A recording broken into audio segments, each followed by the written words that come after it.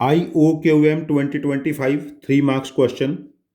Let n be the number of 9-digit integers that can be obtained by permuting, rearranging the digits of 2 2 3 3 3 4 4 4 4, ये 9 digit है, and which have at least one 3 to the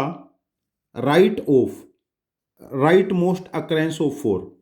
किसी भी number में 1 2 3 4 5 6 7 8 9, यदि 4 यहां पर है तो इधर एक 3 होना चाहिए, ठीक है ना, एटलीस्ट एक 3, ठीक है ना। उसके जो राइट मोस्ट हमारे पास 4 आए उसके राइट में एक 3 होना चाहिए, इसके बारे में बात हो रही है।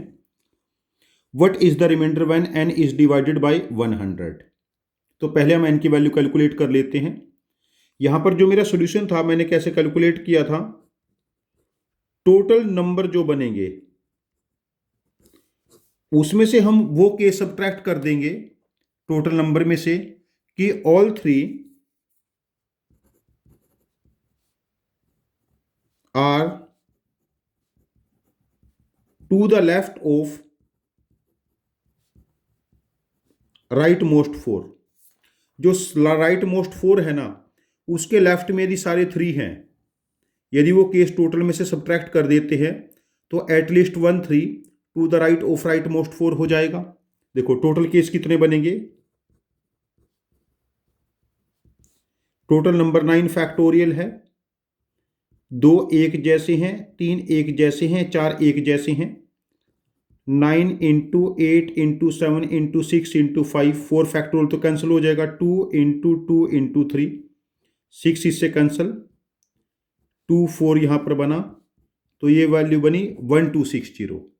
मेरी वैल्यू कैलकुलेट करके बनती है ये 1260। अब देखिए 1 2 3 4 5 6 7 8 9, 1 2 3 4 5 6 7 8 9, 1 2 3 4 5 6 7 8 9।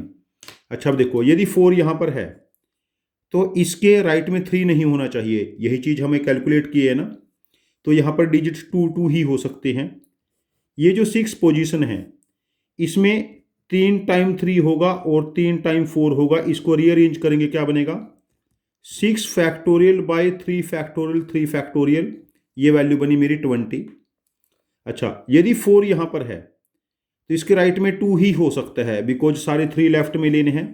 तो इस तरफ देखो 3 4 बने, 3 3 1 2, मतलब 7 फैक्टोरियल डिवाइडेड बाय 3 आइडेंटिकल हैं और 3 दूसरे आइडेंटिकल हैं, है ना, और 1 फैक्टोरियल। तो ये वैल्यू मेरी कैलकुलेट करके बनी थी 140, ठीक है।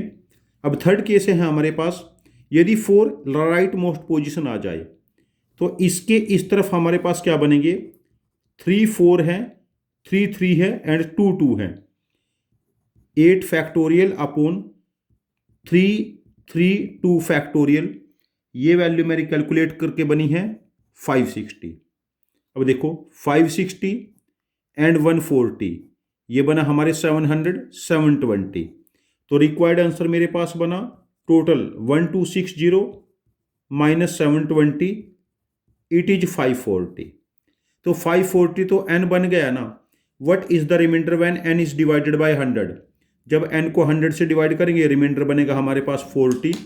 तो OMR में इस क्वेश्चन का आंसर हम मार्क करेंगे 40। ये मेरे पास इस क्वेश्चन को करने का बेस्ट वे था, जब एटलीस्ट 1 है टोटल में से हम नन सब्ट्रैक्ट कर देते हैं। मैं जनरली परमुटेशन में ये मेथड फॉलो करता हूं और प्रोबेबिलिटी में। यदि आपके पास इससे बेस्ट सॉल्यूशन हो तो प्लीज कमेंट बॉक्स में पोस्ट करना। Thank you very much for joining with us. Happy learning.